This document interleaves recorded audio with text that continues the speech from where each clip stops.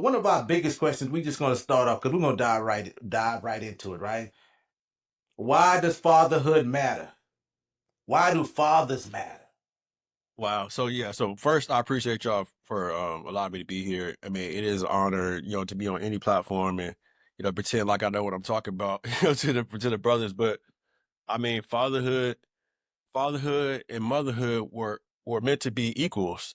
So if motherhood is important, then fatherhood has to be equally important because it took two people to create another individual. So it has to be a yin and a yang to even things out. So, I mean, especially when you talk about raising young black men or brown men, or I mean, just men, period. I mean, it would be great and highly beneficial to have a father on the board. And again, I raised a daughter, solo dolo too. So the father influence on a young lady so that she knows how to be treated by a dude, because typically she meets somebody in her future that kind of reminds her of her dad. So if you treat your daughter the right way, then prayerfully, so she'll meet a dude that treat her, as well as you did. So that's my prayer. I've been fortunate so far, to experience that myself. Okay, okay. That's good, man. So you had the experience of raising a male and a female.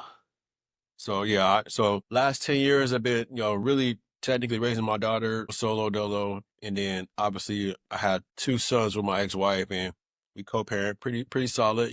That's something that was always growing and working. But the kids are amazing, and the experiences, it's definitely a different experience of all kids, but that male female dynamic is totally different. Like it was a challenge, to raise a woman by myself.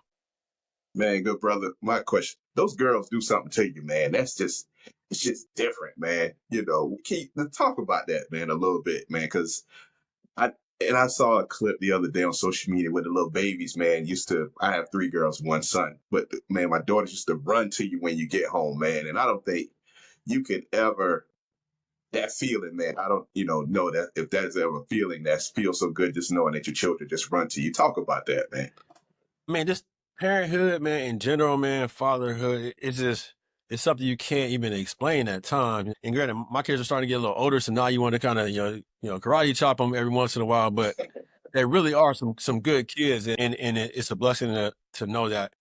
I take joy out of still being a cool parent. And I'm not saying cool like I'm their friend, but I'm saying cool like my kids never was like, oh my God, Dad, you're so embarrassing. Like I haven't got to that stage yet. And all my kids are almost grown. So I'm feeling like I'm going to make it through that gauntlet without being the corny parent or the parent you don't want to talk to. Like, get out of my room, Dad. Like I haven't experienced that. So just trying to be relatable to the kids, but understanding that you are the parent, and there's a balance there, because you want your kids to be able to talk to you at any age. You want them to run up to you.